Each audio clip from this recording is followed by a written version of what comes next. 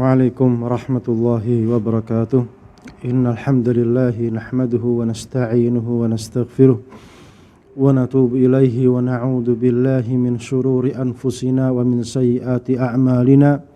May yahdihillahu fala mudilla lahu wa may yudlilhu fala hadiyalah. Ashhadu an la ilaha illallah wahdahu la syarika lahu ta'dhiman li sya'nih wa ashhadu anna nabiyyana Muhammadan abduhu wa rasuluhu ad-da'i ila ridwanih. Fa salawatullahi wa salamuhu alaihi wa ala alihi wa sahbihi wa man ittaba'ahum bi ihsan ila yaumiddin wa sallama tasliman mazida. Nas'alullaha azza wa jalla an yuwaffiqana lima yuhibbu wa yardah wa an yu'inana ala ta'atihi wa ijtinabi nawahi wa an yujannibana al-fitan ma dhahara minha wa ma batan wa an yaj'alana Allahu mimman yastami'una al-qawla wa yattabi'una ahsanah wa an yu'allimana ma yanfa'una wa yazidana ilma. Allahumma ya mu'allima Ibrahim 'allimna, Allahumma ya mufahhima Sulaiman fahimna, Allahumma faqihna fid din wa 'allimna ta'wil. Allahumma inna nas'aluka 'ilman nafi'a wa rizqan thayyiba wa 'amalan mutaqabbala. Allahumma inna na'udzubika minal ajzi wal kasali wal jubni wal bukhli wal harami wa 'adzabil qabri. Allahumma ati nufusana taqwaha wa zakkiha anta khairu man zakkaha anta waliyuha wa maulaha. Allahumma inna na'udzubika min ilmin la yanfa' wa min qalbin la yakhsha' wa min nafsin la tashba' min da'watin la yustajabu laha. Ikhwati fillahi, pemirsa Al-Furqan TV, azzani Allahu wa iyyakum. Alhamdulillah, segala puji dan syukur kita panjatkan kepada Allah Subhanahu wa taala, Rabbuna Rabbus samawati wal ard, yang telah memberikan kita semua nikmat dan karunia-Nya, dan sebesar-besar nikmat tersebut adalah nikmat iman dan nikmat al-Islam. Semoga salawat serta salam senantiasa terlimpahkan kepada junjungan kita, Nabi kita Muhammad sallallahu alaihi wasallam beserta keluarganya, para sahabatnya, dan semua yang mengikutinya dengan cara yang ihsan. Ikhwati fillah, pemirsa Al-Furqan TV, azzani Allahu wa iyyakum. Kembali kita lanjutkan kajian kita pada pagi hari ini tentang adab-adab Islamiyah, adab-adab agama Islam, dan kita sekarang masuk kepada adab-adab berpuasa, dan kita masuk pada adab yang ke-9, yaitu kathratut tilawati Al-Quran fi Ramadan, memperbanyak membaca Al-Quran pada bulan Ramadan. Allah Ta'ala berfirman, Syahru Ramadan alladhi unzila fihi Al-Quran hudan linnas bayyinatin minal huda wal furqan faman syahida minkumus syahra falyasum wa ma kana maridan aw ala safarin fa'iddatun min ayyamin ukhar yuridullahu bikumul yusra wa la yuridu bikumul usra wa litukmilul iddata wa litukabbirullaha ala ma hadakum wa la'allakum tashkurun. Syahrul Ramadan, pada bulan Ramadan, alladzi unzila fihil Qur'an, yang bulan tersebut diturunkan di dalamnya Al-Quran, hudal linnas, sebagai petunjuk bagi manusia, bayyinatin minal huda wal furqan, dan sebagai penjelas, menjelaskan yang baik dan yang buruk, minal huda wal furqan, ya, memberikan kejelasan bahwasanya ini adalah jalan petunjuk, wal furqan, dan dia sebagai pembeda antara yang hak dan yang batil. Faman syahida minkumus syahra falyasum, faman syahida minkumus syahra falyasum, maka siapa yang mendapati bulan Ramadan, falyasumhu, maka berpuasalah. Man kana maridha, man kana maridan aw ala safar, dan siapa yang dalam kondisi sakit atau safar, fa'iddatum min ayyamin ukhar, maka diganti jumlahnya pada hari-hari yang lainnya. Yuridullahu bikumul yusra wa la yuridu bikumul usra, Allah menginginkan kemudahan dan tidak menginginkan kesulitan. Walitukmilul iddata walitukabbirullaha ala ma hadakum wa la'allakum tashkurun. Walitukmilul iddah, qadanya tadi untuk menyempurnakan jumlah yang diminta, yang diperintahkan, walitukabbirullaha ala ma hadakum, dan untuk mengagungkan Allah, untuk takbir, mengagungkan Allah Subhanahu wa taala, ala ma hadakum, atas hidayah yang kalian dapatkan, yaitu ketaatan tadi, wala'allakum tashkurun, dan semoga kalian dan supaya kalian bersyukur kepada Allah Subhanahu wa taala. Syahrul Ramadan, bulan Ramadan. Qala al-Kisai, Imam al-Kisai, salah satu ulama tafsir, ulama qiraat dan ulama bahasa juga, beliau berkata, kataba alaikum syahru Ramadan wa sumiya syahru syahran li syuhratihi.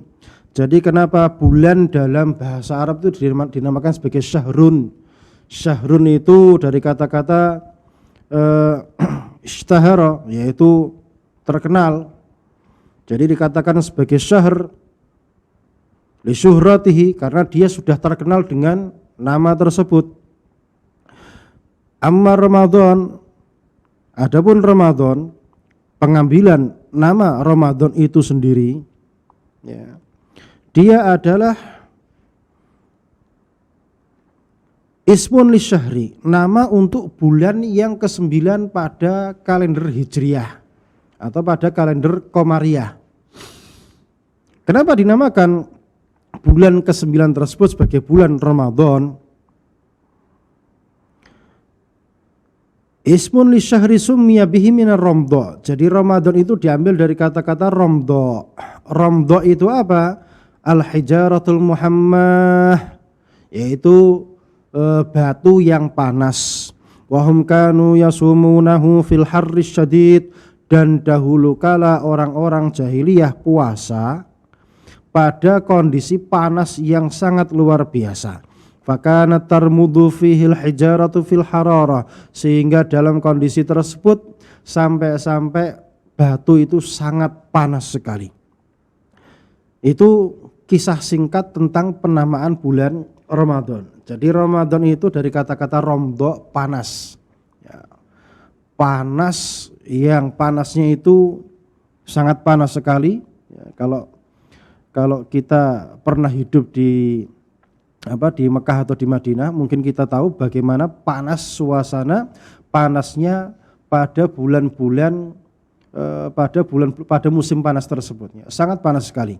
Dan dahulu kala orang-orang jahiliyah itu berpuasa dalam kondisi yang panas seperti ini, sehingga puasa tadi diidentikan dengan apa? Dengan Ramadan, sehingga diambillah Ramadan ini sebagai nama untuk bulan puasa. Dan itu jatuh pada bulan yang ke-9. Sehingga ini pun juga diambil sebagai syariat di dalam agama kita. Puasa itu dikerjakan pada bulan yang ke-9 yang dinamakan dengan bulan Ramadan.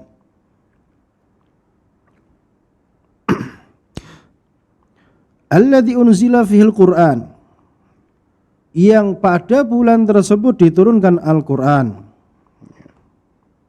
Syahrul Ramadan alladzi unzila fil Qur'an, bulan Ramadan yang diturunkan di dalamnya Al-Qur'an. Jadi Al-Quran itu diturunkan jumlatan wahidatan, sekaligus langsung diturunkan. Jadi Al-Quran itu turun dua versi. Yang pertama turun sekaligus, yang kedua turunnya itu munajjaman atau berkala. Kapan Al-Quran itu turun sekaligus? Turun pada bulan Ramadan langsung, satu dari awal sampai terakhir diturunkan pada bulan tersebut. Di mana tempatnya? Nah, ini jadi pertanyaan. Di mana tempatnya? Tempat turunnya Al-Qur'an pada bulan Ramadan sekaligus itu terjadi di Lauhil Mahfudz ke Baitul Izzah, yaitu yang ada di langit dunia. Nah, nanti dari Baitul Izzah, langit dunia ini yang disampaikan kepada Rasulullah alaihi salatu wasalam itu munajjaman, yaitu berkala selama 23 tahun secara global.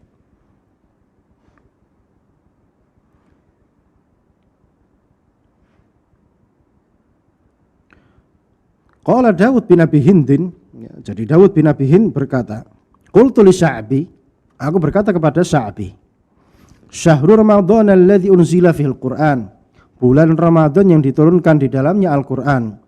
Ama kana yanzilu fi sairi syuhur, bukankah Al-Qur'an itu turun di semua bulan, dari bulan Muharram sampai bulan Dzulhijjah?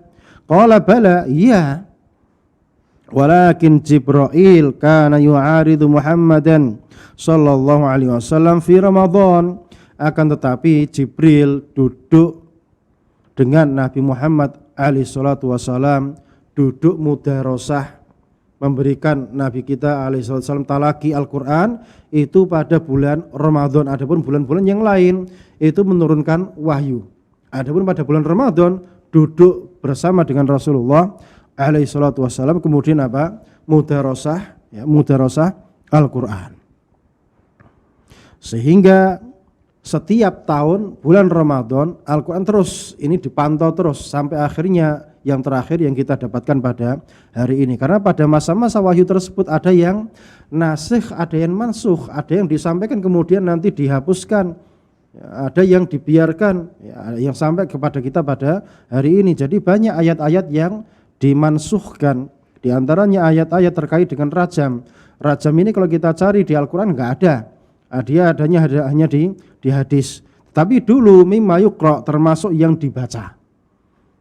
Kemudian dinasakh, kemudian baqiya hukmuhu.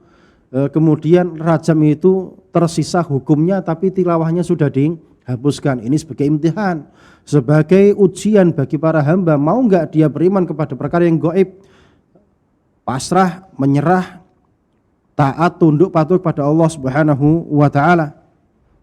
Kemudian juga termasuk dulu saudara sepersusuan itu asyru radhaat, itu 10 kali susuan. Kemudian sekarang kemudian setelahnya dihapuskan dalam hadis Aisyah menjadi khamsu radhaat, tinggal tersisa 5 radhaat. Ya, jadi minum lepas, kenyang enggak kenyang, yang penting minum, ya, 5 kali, ya 5 kali, maka sudah menjadi saudara sepersusuan atau menjadi anak sepersusuan. Baik. Hudal linnas, Al-Qur'an diturunkan pada bulan Ramadan. Al-Qur'an itu fungsinya apa? Hudal linnas, sebagai petunjuk bagi manusia minad dhalalati, dari kesesatan, ya, dari kesesatan. Bayyinatin minal huda, dan sebagai dalalat wadihat, petunjuk yang sangat jelas sekali menunjukkan ini yang halal, ini yang haram, ini hukum, ini dan sebagainya ditunjukkan di dalam Al-Qur'an. Wal furqan, yaitu al-fariq bainal haqqi wal batil, sebagai pembeda antara yang hak dengan yang batil. Sehingga orang yang mau berpegang teguh dengan Al-Qur'an, kemudian mengamalkannya sesuai dengan amalan para salaf kita, maka dia akan dibina oleh Allah Subhanahu wa taala untuk mendapatkan kebenaran. Namun tatkala Al-Qur'an itu dijadikan sebagai penopang hawa nafsu dan ambisi pribadi, maka tidak bisa menjadi sebagai huda, sebagai petunjuk. Makanya di dalam mengamalkan Al-Qur'an itu seorang muslim dia wajib mengamalkannya, memahami isinya, konteksnya tadi, teksnya tadi, sesuai dengan pemahaman para salaf kita. Mereka memahaminya ini apa maksudnya, itu yang kita amalkan. Jangan kita tarik dengan istilah tekstual dan kontekstual. Kontekstual itu artinya Anda maknai sendiri.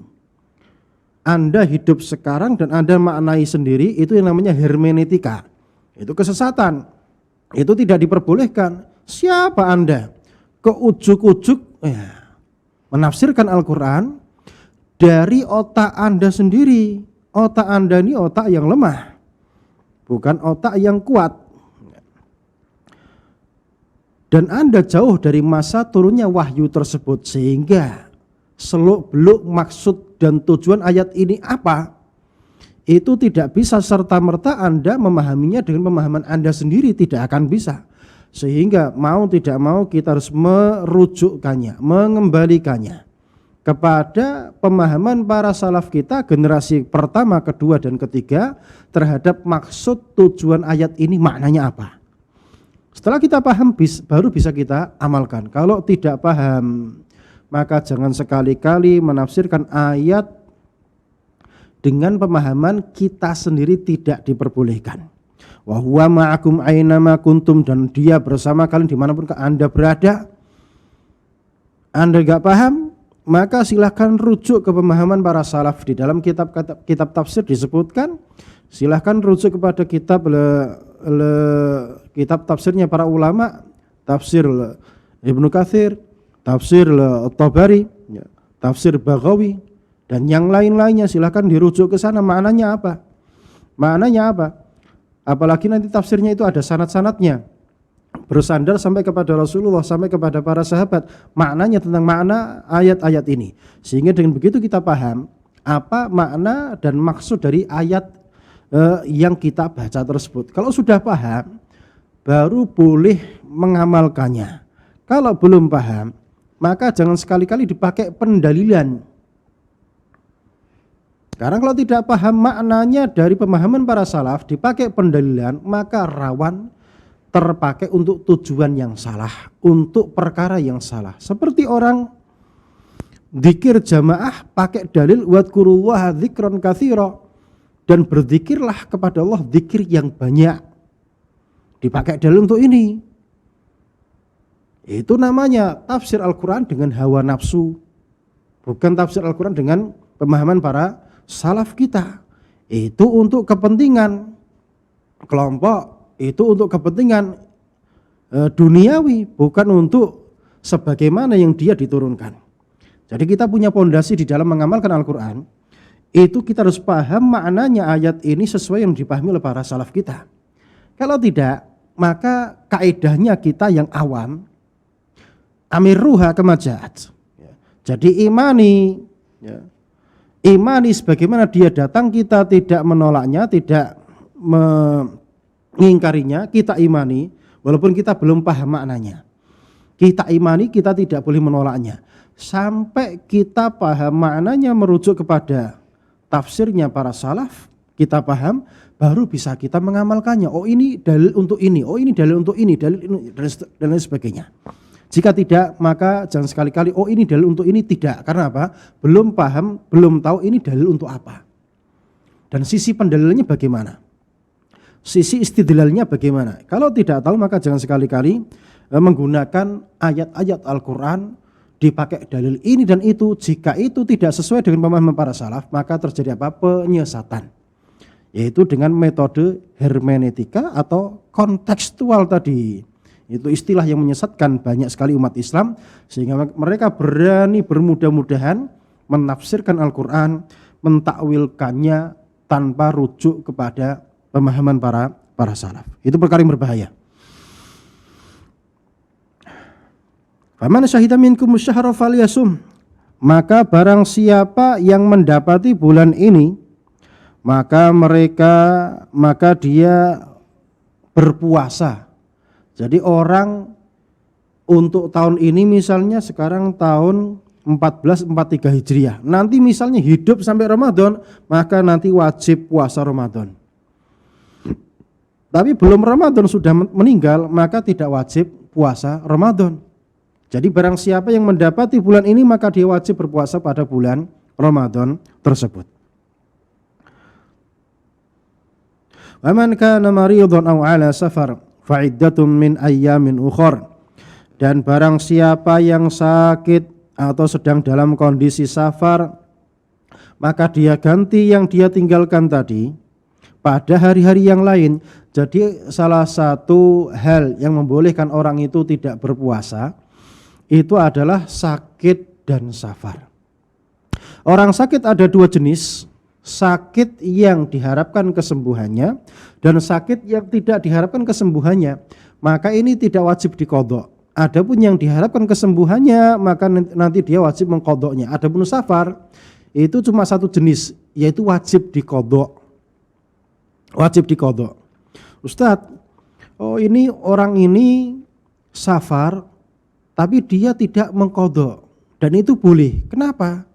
Ya mungkin dia sakit, jadi alasannya bukan karena safar, alasannya karena dia sakitnya tadi. Tapi kalau safar secara zat, safar itu mewajibkan dia mengqadhanya. Jadi di antara perkara yang membolehkan orang itu tidak berpuasa adalah sakit dan safar. Kemudian banyak sekali di kalangan saudara-saudara kita kaum muslimin, ketika dia safar dia malu untuk berbuka puasa, walaupun kondisinya letih, nggak enak badannya, tetap bertahan dia berpuasa. Dan ketika melihat saudara-saudaranya tidak berpuasa, itu dianggap sebagai aib. Ini keliru. Karena safar ini dibolehkan oleh syariat kita untuk tidak berpuasa. Nah, lantas bagaimana orang yang berpuasa? Afdal mana, berpuasa ketika safar atau dia tidak berpuasa ketika safar? Dalam kondisi seperti ini, kita harus pahami tentang hukum puasa ketika safar. Ketika kondisinya fit, kondisinya nyaman, tidak ada masalah apa-apa, maka yang afdol bagi dia adalah berpuasa. Tapi ketika dia berpuasa ketika safar ternyata terganggu, tidak enak, maka dalam kondisi ini dia afdolnya dia tidak berpuasa. Ya, afdolnya bagi dia tidak berpuasa. Itu dalam kondisi safar. Nah, kalau dia dalam kondisi letih, tidak nyaman, tidak enak sampai dikipas-kipasi, kemudian memaksakan diri berpuasa, maka itulah yang diancam oleh Nabi SAW, ulaikal usad. Mereka itulah orang-orang yang membangkang, mereka itulah orang-orang yang membangkang berbuat maksiat. Ini dalam kondisi safar. Jadi dalam kondisi safar, kondisi badan fit, maka afdolnya bagi dia berpuasa. Dalam kondisi letih, maka afdol bagi dia tidak berpuasa. Tapi yang ketiga kondisinya pas-pasan, ya, maka di sini terserah mau puasa tafadhol, tidak berpuasa tafadhol, karena rukhsah yang ada pada safar tersebut. Dan jika melakukan buka puasa ketika safar, maka dia ganti pada hari-hari yang lain di luar bulan Ramadan, min ayyamin ukhor, hari-hari yang lain di luar bulan Ramadan.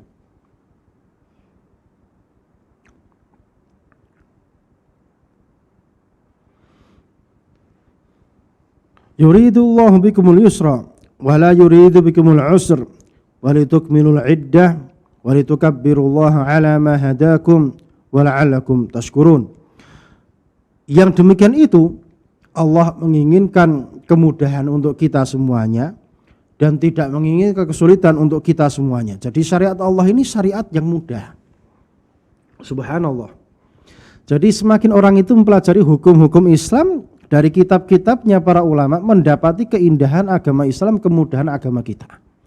Jadi tidak ada syariat yang ada di muka bumi ini yang melebihi mudahnya syariat Islam, itu enggak ada. Orang kafir syariatnya berat, ahlu bid'ah syariatnya berat, ya, syariatnya berat, membebani dan berat. Atau kebalikannya, syariat di luar Islam, kalau dia tidak berat membebani, maka dia sifatnya sakarepe dhewe, mau ya dikerjakan, nggak mau ya udah. Sehingga agama kita ini agama yang di tengah-tengah.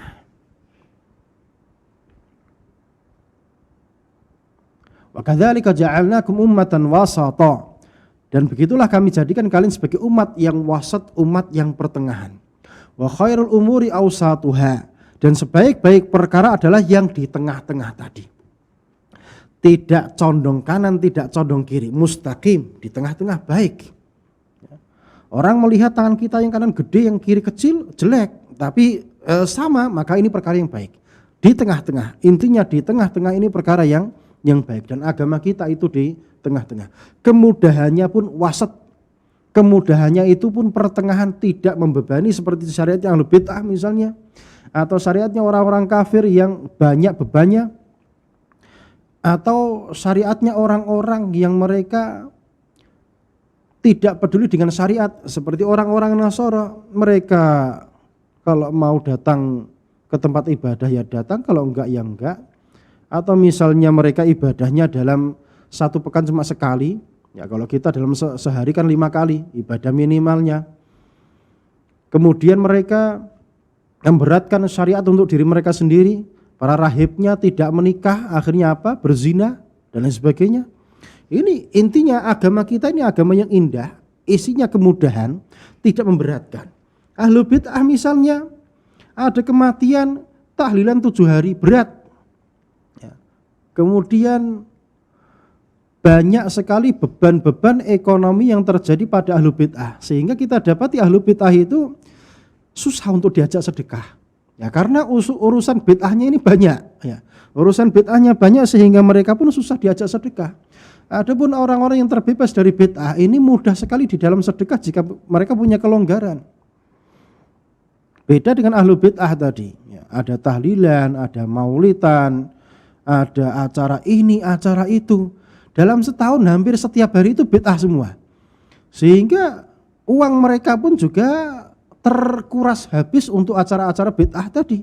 Sehingga susah bagi mereka untuk bisa bersedekah, membantu sesama kaum muslimin. Makanya ketika ada terjadi musibah-musibah yang menimpa kaum muslimin, yang tampil siapa? Kita Ahlus Sunnah. Ya kita bangga sebagai Ahlus Sunnah. Karena apa? Kita yang banyak tampil di dalam perkara-perkara sosial seperti itu. Karena apa? Alhamdulillah syariat kita mudah. Syariat sunnah ini gampang, tidak banyak beban-bebannya, sehingga kita pun banyak sedekahnya. Sehingga ada kejadian dimanapun yang tampil pasti apa? Orang-orang yang dikatakan jenggotan, kemudian cingkrang dan sebagainya banyak tampil. Karena apa? Tidak banyak bid'ahnya. Adapun yang punya bid'ah, milad 109, kemudian nanti acara apa lagi lu? Yang seperti ini juga agak susah diajak bersedekah. Agak susah diajak bersedekah. Jadi kalau ada bid'ah yang menambahi beban ekonomi tadi, itu menyebabkan orang itu susah untuk bersedekah. Adapun semakin kita tidak punya bid'ah tadi, itu semakin bagus, sehingga apa? Stok ekonominya pun terjaga. Ya, stok ekonominya terjaga. Dan itulah agama kita, ringan, tidak banyak bebannya. Yuridullahu bikumul yusr. Ya, nanti misalnya ahlul bid'ah misalnya mau berangkat haji ada walimahnya, mau berangkat umrah ada walimahnya, beban fulus, ya, fulus. Ya lait, ya, seandainya perkara-perkara tadi, seandainya mereka belajar sunnah dan mencukupkan diri dengan sunnah Rasulullah alaihissalatu wassalam, niscaya mereka mendapatkan kemudahan hidup sehingga uang yang lebih tadi bisa dipakai sedekah, membantu saudaranya yang sedang tertimpa musibah, sedang kekurangan dan yang lain sebagainya. Intinya, tatkala kita kembali kepada perintah Allah Subhanahu wa taala, itu kemudahan yang kita dapatkan. Itu kelonggaran yang kita dapatkan. Ajaban li amril mu'min fa inna amrahu kullahu khair. Jadi aneh perkara seorang mukmin, perkaranya semuanya itu baik. Tidak ada keburukan di dalam perkara seorang mukmin tersebut. Walitukmilul iddata. Jadi mengkodoknya tadi itu untuk menyempurnakan bilangan. Karena Ramadan tadi kalau tidak 29 maka dia 30. Dipotong Safar maka diganti pada bulan yang lain untuk menyempurnakan bilangan tadi. Walitukabbirullah, dan untuk mengagungkan Allah. Untuk mengagungkan Allah Subhanahu wa taala. Ala ma hadakum. Kenapa mengagungkan Allah Subhanahu wa taala? Karena Allah ala ma hadakum, karena telah menunjukkan kita jalan kebaikan. Sehingga tatkala kita mengerjakan kebaikan tadi, kita mendapatkan kebaikan. Mendapatkan apa yang Allah ridhoi, sehingga kita agungkan Allah Subhanahu wa taala. Dan di antaranya adalah bulan Ramadan tersebut. Bulan yang Allah meridhoinya untuk dipakai berpuasa pada bulan tersebut dan amal-amal ibadah yang lain. Wala'allakum tashkurun, dan supaya kalian mau bersyukur kepada Allah Subhanahu wa taala. Jadi syukur tadi kita lakukan karena apa? Karena Allah memberikan kita nikmatnya kepada kita. Sehingga kita mensyukurinya dengan imtithal, dengan mengerjakan perintah Allah dan menjauhi larangan-larangannya. Jadi hakikatnya syukur itu adalah tambah tunduk patuh kepada perintah Allah, cukup perintah Allah, tidak pakai perintah-perintah yang lain. Tidak ditambah-tambahi sendiri, tidak pakai model-model sendiri, tetapi syukur itu adalah semakin taat. Semakin taat kepada Allah Subhanahu wa taala itu bentuk syukur kita. Bukan dengan cara, masalahnya sekarang jika disebutkan kalimat syukur, orang memahami syukur itu sedekah. Sedekah entah itu sedekah uang atau sedekah makanan. Hakikatnya syukur mengerjakan kewajiban-kewajiban dan yang sunnah-sunnah dan meninggalkan yang haram dan yang makruh-makruh. Itu hakikatnya syukur kepada Allah Subhanahu wa taala. Karena kalau orang itu berbuat maksiat berarti enggak bersyukur. Karena membangkang kepada perintah Allah Subhanahu wa taala. Maka orang yang berbuat bid'ah itu tidak bersyukur. Ngundang orang datang ke rumah kemudian nanti syukuran pakai amin amin, ya ini tidak bersyukur walaupun dinamakan sebagai syukuran atau tasyakuran. Karena al-ibrah bil haqa'iq wal ma'ani la al-mabani. Jadi hakikatnya itu, ibrahnya itu patokannya adalah maknanya tadi bukan namanya. Makanya kita jangan tertipu dengan maknanya, dengan doahir dan mabaninya tadi. Jadi hakikatnya namanya tasyakuran, tapi hakikatnya bid'ah, dan bid'ah itu bukan syukur. Bid'ah itu bukan syukur kepada Allah Subhanahu wa taala.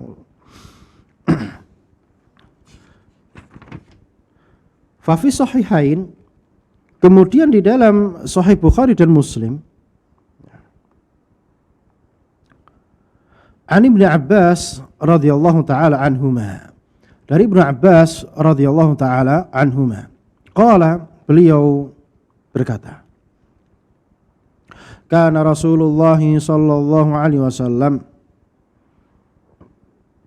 adalah Rasulullah sallallahu alaihi wasallam, ajwadan nas, sebaik-baik manusia. Jadi Rasulullah itu adalah sebaik-baik manusia. Baiknya baik apa? Baik di dalam kebaikan kepada orang lain. Baik itu kebaikannya dalam perkara duniawi maupun ukhrawi. Baik itu kebaikannya kebaikan yang modal maupun yang tidak modal. Ya, senyum ini kan nggak modal. Ya, memberikan nasihat ini kan nggak modal fulus, maupun yang modal fulus. Dan Rasulullah sebaik-baik manusia untuk orang lain. Baik untuk dirinya sendiri maupun orang lain adalah Rasulullah sebaik-baik manusia. Tidak ada manusia yang lebih baik daripada Nabi Muhammad sallallahu alaihi wasallam. Sehingga jika didapati orang mengatakan si fulan lebih afdal daripada Nabi Muhammad, ya ini dalam hukum kita ya, kepalanya ditebas. Baik dia tobat enggak tobat, sebagaimana fatwanya Syekh Utsaimin rahimahullah taala, dan yang menebasnya siapa? Penguasa, bukan sembarang orang. Karena itu sebuah bentuk penghinaan kepada Rasulullah sallallahu alaihi wasallam. Jika dia paham kalau itu perbuatan penghinaan. Namun jika itu khata' atau istilahnya ketidaksengajaan, dia enggak paham, maka dia diberikan penjelasan untuk bisa bertaubat kembali kepada Allah Subhanahu wa taala. Adapun pendapat jumhur maka dia diampuni, tidak jadi ditebas. Ya. Baik. Jadi Rasulullah alaihi salatu wasallam itu sebaik-baik manusia. Kebaikannya baik untuk dirinya sendiri maupun untuk orang lain, baik kebaikan duniawi maupun kebaikan ukhrawi, baik itu kebaikan yang bermodal maupun yang tidak bermodal. Rasulullah sebagai contohnya. Laqad kana lakum fi Rasulillahi uswatun hasanah. Jadi sungguh telah ada pada diri Rasulullah sebagai contoh tauladan yang terbaik. Bagi siapa? Liman kana yarjullaha wal yaumal akhir. Bagi orang-orang yang berharap Allah dan hari akhirat kelak. Tapi yang tidak berharap sama Allah, tidak peduli dengan hari akhir, maka tidak akan menjadikan Rasulullah sallallahu alaihi wasallam sebagai teladannya, sebagai panutannya, yang ditiru dan dianut. Jadi Rasulullah sebaik-baik manusia, yang paling banyak sedekahnya. Wa kana ajwadu ma yakunu fi Ramadan. Dan kebaikan tadi semakin menjadi ketika Rasul ada pada bulan Ramadan. Ini enggak bisa ditandingi, enggak ada yang bisa menandingi kebaikan Rasulullah alaihi salatu wassalam ketika beliau sudah masuk pada bulan Ramadan. Ini lihat, Rasulullah itu manusia yang kebaikannya pada semua waktu, pada sepanjang tahun. Bahkan diriwayatkan ada badui yang datang kepada Nabi dan Nabi pakai selendang di lehernya. Ditarik sampai membekas, lehernya membekas, merah. Kemudian Rasul menoleh kepada si badui tadi dan tertawa. Subhanallah. Indahnya akhlak Rasulullah sallallahu alaihi wasallam. Kemudian si badui minta diberikan sesuatu oleh Rasulullah alaihi salatu wasallam, maka Rasul pun memberikan semua yang ada di lembah ini, diberikan kepada si badui tadi. Datang tidak beradab, tapi Rasulullah pun tidak marah. Ini masuk dalam kategori udzur bil jahil. Para sahabat yang ada di kota Madinah begitu ya dimarahi, karena apa? Enggak beradab. Tapi orang ini tidak paham kalau itu enggak beradab. Maka ini masuk dalam kategori udzur bil jahil. Udzur kejahilan. Syahidnya, kita memahami bahwasanya Rasulullah alaihi salatu wasallam kalau memberi itu enggak hitung-hitungan. Tidak pelit, manusia yang jawad, manusia yang begitu mulia, begitu dermawan. Yang mungkin kita tidak akan mendapati manusia yang seperti beliau pada zaman ini, tidak akan ada. Karena beliau adalah ajwadun nas, sebaik-baik manusia. Dan dari kisah ini kita juga bisa memahami bahwasanya orang sedekah itu tidak lazim dia sedekah jadi orang kaya. Yang sekarang dipahami kebanyakan manusia, ente kalau pengen kaya di dunia maka banyak-banyak sedekah. Itu tidak lazim. Kenapa? Karena Rasulullah alaihi salatu wassalam sedekahnya banyak atau tidak? Sangat banyak sekali. Tapi apakah beliau kaya raya? Jawabannya tidak. Bahkan rumahnya pun cuma 3 meteran. Dan bahkan temboknya pun tembok tanah liat. Atapnya pun atap pelepah kurma. Subhanallah. Kambing yang di lembah tadi semuanya dikasihkan badui itu kalau dirupiahkan berapa? Kita tidak bisa membayangkannya. Maka kalau orang tadi bersedekah pakai metodenya orang yang mengatakan banyak sedekah biar ente kaya, maka bisa dipastikan Rasulullah alaihi salatu wasallam sebagai manusia yang paling kaya. Tapi faktanya Rasulullah itu tidak kaya, tapi beliau miskin, fakir. Ustadz, Rasul kan kaya hati. Yang kita bicarakan kaya fulusnya. Yang ente bicarakan tadi apa? Ente kalau sedekah nanti bisa jadi orang kaya. Kaya hati atau kaya fulus? Kaya fulus. Itu yang dipahami kebanyakan orang. Sholat duha biar nanti fulusnya banyak. Padahal hadisnya apa? Rezekinya lancar. Rezekinya baik. Nah rezeki ini macam-macam, gak hanya fulus toh. Sekarang orang itu kalau bicara masalah rezeki, dikiranya rezeki itu fulus.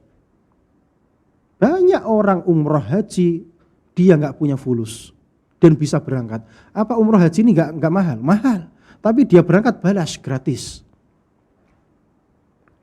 Itu rezeki. Jadi rezeki itu tidak bisa kita sangka. Kadang kita tidak pegang fulusnya, tapi ternyata kita dapat nilai senilai fulusnya tadi. Itu rezeki semua.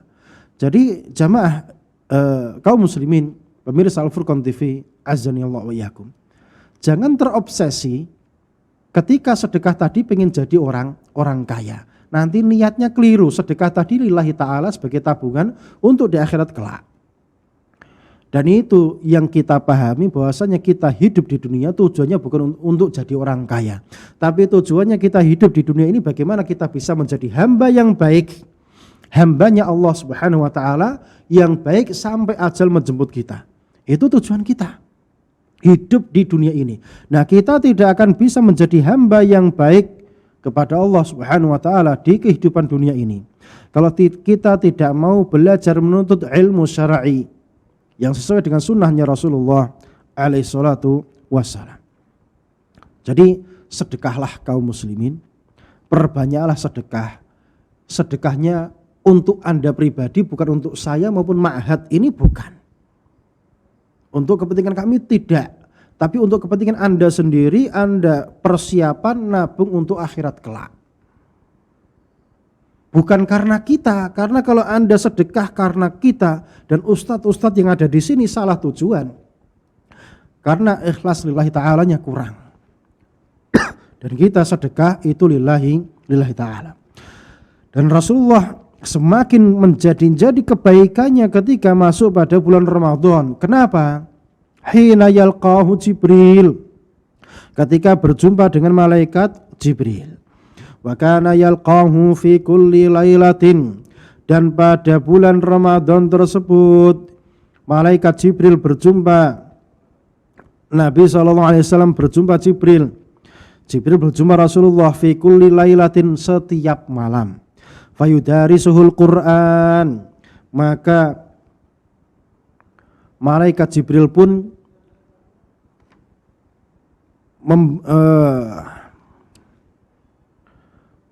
memberikan pelajaran Al-Quran kepada Rasulullah sallallahu alaihi wasallam.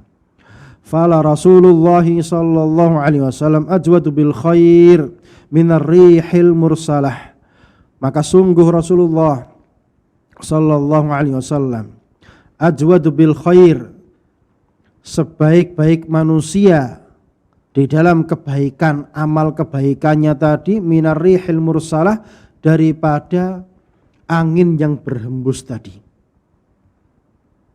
Jadi kebaikannya Rasulullah pada bulan Ramadan itu cepatnya seperti angin yang berhembus. Dan angin yang berhembus tadi senantiasa berhembus, tidak berhenti. Dan kebaikannya Rasul senantiasa terjadi pada bulan Ramadan, tidak ada hentinya. Ini yang terjadi pada bulan Ramadan. Makanya kita dapatkan di kota Mekah maupun di kota Madinah, kebaikan yang terjadi pada bulan Ramadan ini luar biasa sekali. Orang sedekah itu semangatnya luar biasa. Pemandangan seperti itu tidak kita dapatkan di tempat-tempat yang lain. Tidak akan sama semangatnya karena kualitas imannya beda. Karena Madinah itu sumbernya iman. Jadi tidak akan ada tempat di muka bumi ini yang imannya menyamai kota ini, enggak akan ada. Itu mustahil. Dan Rasulullah alaihi salatu wassalam itu kebaikannya bertambah semakin menjadi-jadi pada bulan Ramadan dikarenakan dua sebab. Yang pertama adalah perjumpaannya dengan Jibril alaihi salatu wassalam. Yang kedua karena tadi ada mudarasah Al-Quran tadi. Dan ini juga menjadi adab kita juga. Tatkala kita ingin mendapatkan faedah dari Al-Quran, maka kita juga harus meniru Rasulullah alaihi salatu wassalam, baik untuk dirinya sendiri maupun orang lain. Baik itu kebaikannya yang bermodal maupun yang tidak bermodal. Jadi santri ma'had ini, jadi santri ma'had Al-Furqan atau santri ma'had sunnah yang lain, menjadi santri penghafal Al-Quran, ketemu orang gak senyum. Ini berbahaya. Karena Al-Quran ini melazimkan kita mencontoh Rasulullah SAW di dalam kebaikannya tadi. Makanya wahai para santri, jangan pelit-pelit di dalam senyum kepada orang, kemudian melemparkan salam, mengucapkan salam, membantu orang, memberikan nasihat, memberikan kebaikan, senyuman, kata-kata yang indah, apa susahnya. Dan itu adabnya, melazimkan kita bagi siapapun yang memegang Al-Quran ini untuk mengamalkan yang seperti itu. Banyak-banyak sedekahnya. Dan orang yang belum memegang Al-Quran, maka segera pegang Al-Quran, pelajari Al-Quran, kemudian adab-adab ini juga kerjakan.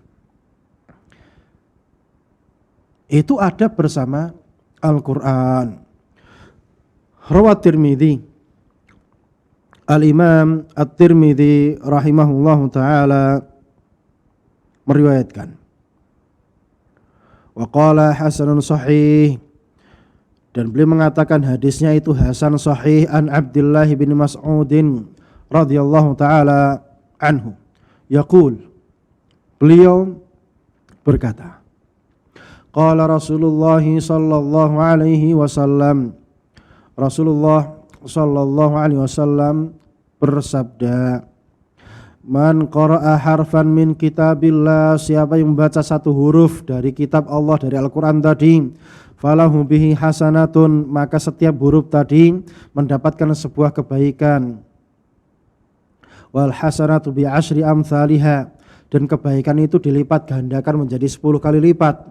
La aqulu alif lam mim harfun, aku tidak mengatakan alif lam mim ini harfun, walakin alifun harfun, akan tetapi alif itu harf, walamun harfun, dan lam itu juga harf, huruf, wa mimun harfun, dan mim itu juga huruf. Jadi dalam alif lam mim ini ada 3 huruf, berarti ada 30 kebaikan. Pemirsa Al-Furqan TV, azani Allahu wa iyyakum. Sekarang ini yang menjadi fenomena akhir-akhir ini, orang mendengarkan ini ada kebaikannya seperti ini bisa menggugurkan keburukan, menghapuskan dosa yang setahun lalu, menggugurkan dosa-dosa kecil dan yang lain-lain. Dianggapnya perkara sepele sehingga dia tidak semangat di dalam mengejar kebaikan-kebaikan tersebut. Ini salah jamaah. Kenapa demikian? Dikarenakan manusia ini mahal khata'i wan nisyan. Manusia ini semenjak dia balik pasti dia berbuat kesalahan, banyak dosanya. Sehingga manusia itu karena watak dan tabiatnya itu berbuat salah dan dosa, maka kita butuh mukaffiratudz dzunub. Kita butuh hal-hal yang bisa mengkafaroi, yang bisa menggugurkan dosa-dosa tadi. Makanya ketika kita mendengar ada kafarah ini, kafarah itu, kafarah yang lain sebagainya, ini kebaikannya dilipat gandakan, ini menggugurkan dosa ini, dosa itu, maka itu yang kita kejar. Karena kita tidak tahu dengan yang mana dosa kita digugurkan. Dan yang pasti dosa kita ini banyak. Setiap kita bernafas setelah kita masuk usia balik, usia dewasa, kita ini berdosa. Dan kita tidak tahu apakah dosa kita sekarang sudah diampuni oleh Allah Subhanahu wa taala atau belum. Dan kita tidak tahu dengan amalan yang mana dosa kita diampuni oleh Allah Subhanahu wa taala, dan kita enggak paham. Karena orang di dalam beramal tadi terkadang pun terbawa riya. Kalau riya kira-kira terkabul amalannya diterima atau tidak. Terkadang terbawa emosi, hasad, ada ambisi di dalam beramal soleh tadi. Ambisi pengen jadi penguasa, ambisi pengen dipandang sebagai orang yang terpandang, ambisi A, B, C dan lain sebagainya. Bukankah ini menggugurkan amalan soleh? Lantas kalau kita bermudah-mudahan tidak mau bersemangat di dalam mengejar kebajikan-kebajikan tadi, lantas dosa kita ini sudah terselamatkan atau belum, kita nggak tahu. Makanya kita berusaha sekuat mungkin memperbanyak amalan soleh. Bagaimana kita menggapai, berusaha bagaimana dosa-dosa kita tergugurkan. Mau nggak mau kita ini manusia, dan kita sebagai manusia pasti banyak dosa.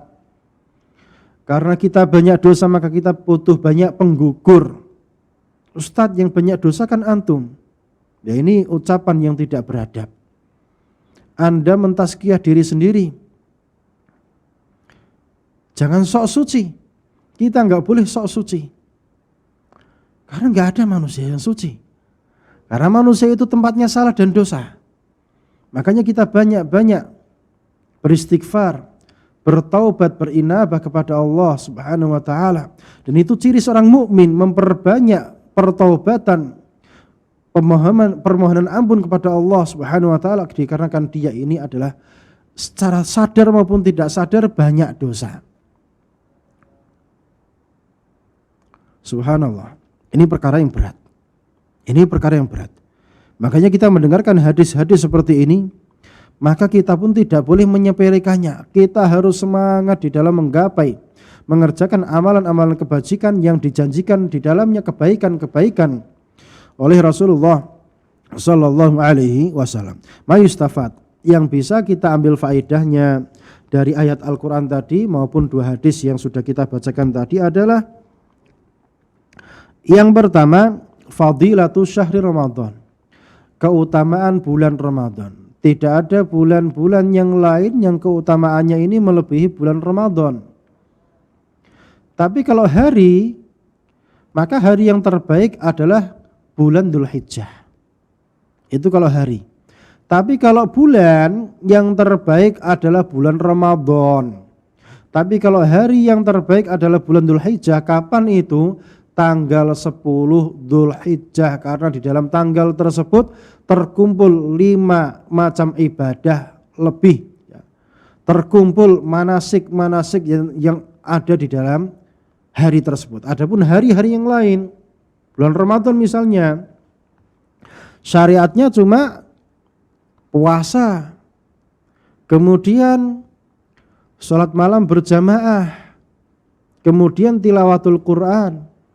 Adapun pada bulan Dzulhijjah tanggal 10 tersebut terkumpul berbagai macam jenis ibadah dalam satu hari. Bayangkan, sholat Id, takbiran, pengagungan pada Allah Subhanahu wa taala, pentauhidan Allah Subhanahu wa taala.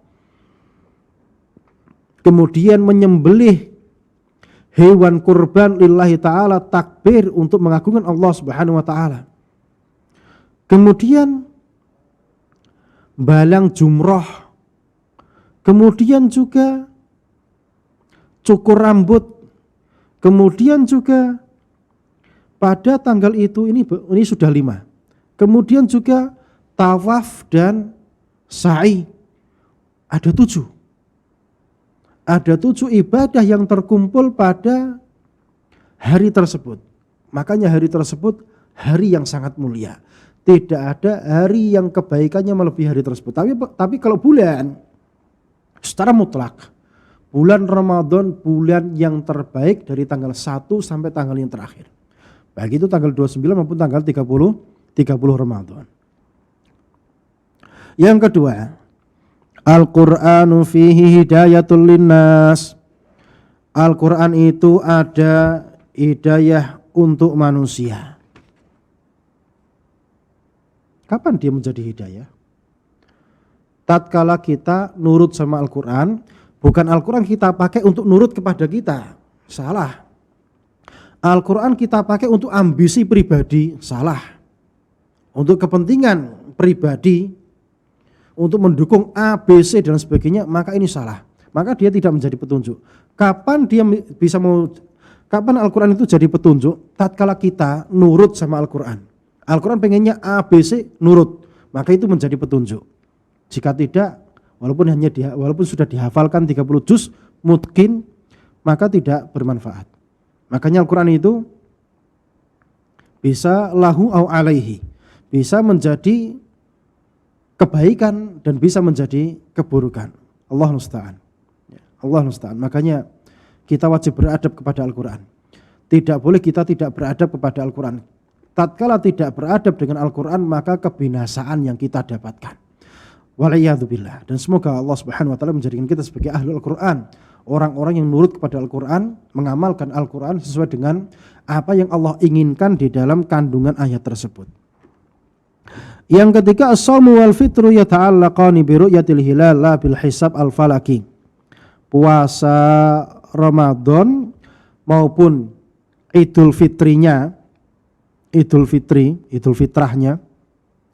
terkait dengan ru'yatul hilal, bukan hisab falak, bukan dengan ilmu hisab.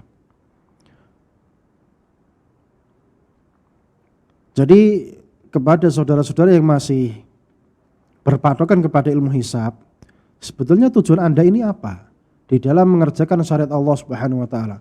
Tujuannya Anda ini membanggakan teknologi atau Anda nurut kepada perintahnya Nabi? Kalau teknologi yang Anda bangga-banggakan, maka agama Anda agama teknologi, agama modernisasi. Adapun agama kita agama tunduk patuh kepada Allah dan Rasulnya. Walaupun orang mengatakan kita sebagai orang tertinggal, kolot dan sebagainya, biarin, gak ada masalah. Wong buktinya pada zaman Rasulullah alaihi salatu wassalam, Rasulullah tidur di atas tikar yang terbuat dari pelepah kurma. Umar bin Khattab radhiyallahu ta'ala anhu melihat Rasulullah tidur di atas pelepah tikar tersebut menangis. Wahai Rasulullah, Raja Persia dan Kaisar Romawi duduk di atas singgasana yang mewah. Kemewahan dunia mereka dapatkan. Sesungguhnya engkau sebagai Rasulullah lebih berhak daripada mereka. Apa kata Rasul? Biarkan itu buat mereka. Walana fil akhir, untuk kita nanti di akhirat kelak. Jadi dalam kisah ini Rasulullah ketinggalan zaman atau tidak? Iya, ketinggalan zaman. Mereka sudah kaya raya, Rasul masih melarat. Ketinggalan zaman atau tidak? Iya. Modern apa enggak modern? Biarin. Yang penting agama kita itu apa? Nurut, tunduk, patuh kepada Allah dan Rasulnya. Udah, itu jalan keselamatan. Mau melarat, mau tertinggal, mau enggak kaya, mau gimana, terserah. Enggak ada masalah. Enggak ada masalah kita diolah-olah ketinggalan zaman dan lain sebagainya. Yang jelas agama kita, agama nurut, tunduk, patuh kepada Allah dan Rasulnya. Bukan teknologi yang kita bangga-banggakan. Soalnya kalau kita bisa ilmu falak, berarti kita ini teknologinya maju. Terus kalau teknologi maju kenapa emang? Patokannya itu adalah tunduk patuh kepada Rasul. Kalau tunduk ya berarti selamat, kalau enggak ya berarti yang Anda bangga-banggakan tadi itu enggak ada manfaatnya. Makanya menentukan masuknya bulan Qamariyah atau Hijriyah dengan hisab itu perbuatan bid'ah. Itu tidak dibenarkan. Yang benar adalah ru'yatul hilal. Kembali kepada zaman dahulu kala. Ustadz, kan Rasul mengatakan asyharu hakada. Ya. Bulan itu seperti ini, kemudian seperti ini. Nahnu qaumun ummiyun. Ya, jadi kami ini umat yang masih ummi. Asyharu hakada. Jadi kita umat yang ummi. Berarti di situ kan ada ilahnya, Ustadz. Bahwasanya zaman itu dipakai ru'yatul hilal karena masih ummi, tidak baca, tidak tulis. Nah sekarang sudah bisa baca, bisa tulis, berarti sudah tidak pakai ru'yatul hilal lagi. Yang mengajarkan Anda itu sebagai ilah itu siapa? Yang menetapkan itu sebagai ilah itu siapa? Jadi kita lebih lebih selamat kalau kita yang ada pada zaman Nabi itu apa? Itu kita kerjakan, itu lebih selamat. Masalahnya kalau kita pakai ru'yatul hilal, masalahnya di mana? Emang haram gitu. Justru yang hisab itu yang bermasalah karena apa? Tidak ada landasannya, hanya berlandaskan ijtihad. Katanya apa? Ini ilahnya gara-gara apa? Karena mereka masih ummi, sekarang sudah tidak ummi. Yang mengatakan ini sebagai ilah siapa? Apakah benar ru'yatul hilal itu ilahnya gara-gara ummi atau tidak? Ini siapa yang mengatakan seperti itu? Dan penetapan itu sebagai ilah atau tidak itu bukan ranahnya orang-orang yang tidak punya kemampuan ijtihad. Itu ranahnya orang-orang yang punya kemampuan ijtihad. Sedangkan orang-orang yang punya kemampuan ijtihad sepakat ru'yatul hilal. Jumhurnya ru'yatul hilal. Terus Anda orang awam atau cendekiawan atau pakar teknologi maksakan diri dengan apa? Hisab. Siapa Anda di dalam agama ini? Kapabilitas Anda apa di dalam agama ini? Yang keempat, yusru syariatul islamiyyah haitsu ju'ilat lil marid wal musafir rukhsah fil fitr. Mudahnya syariat Islam itu sendiri. Contohnya di antara kemudahan syariat kita, orang puasa kalau dia sakit atau dia safar itu diperbolehkan tidak berpuasa. Kemudian nanti diganti pada hari-hari yang lain. Kalau orang yang sakit dan dia diharapkan kesembuhannya, maka nanti ketika sembuh maka diganti pada hari yang lainnya. Adapun orang yang safar, maka diperbolehkan bagi dia tidak berpuasa dan tidak perlu malu untuk berbuka puasa jika memang itu dibutuhkan, letih dan sebagainya, dan nanti diganti pada hari-hari yang lainnya. Jadi intinya belajar ahkam, belajar fikih itu perkara yang penting. Jangan ini dianggap sepele. Ya rugi kalau dianggap itu sebagai perkara yang disepelekan. Ya, karena orang itu kalau nggak belajar agama, beragamanya pun jadi ngawur. Ya, contoh, orang berangkat haji, rombongan pimpinan KBIH-nya ini orang bodoh, nggak bisa baca Quran, baca Qurannya pun terbata-bata. Kemudian dia beristihad bahwasanya Jumatan nanti di atas pesawat saja. Yang mengajarkan Anda Jumatan di atas pesawat itu siapa? Makanya kalau bodoh itu jangan bangga dengan kebodohannya, belajar. Duduk di majelis ilmu, belajar kepada para pakarnya. Jangan beristihad seperti itu, memalukan. Memalukan tapi Anda nggak tahu malu. Ini perkara yang berbahaya. Masa di atas pesawat khutbah Jumat dan mengadakan Jumatan. Ini ajaran dari mana? Ya, makanya kebodohan itu mahlakah, kebinasaan. Malapetaka bagi orang yang tidak sadar kalau dia itu bodoh.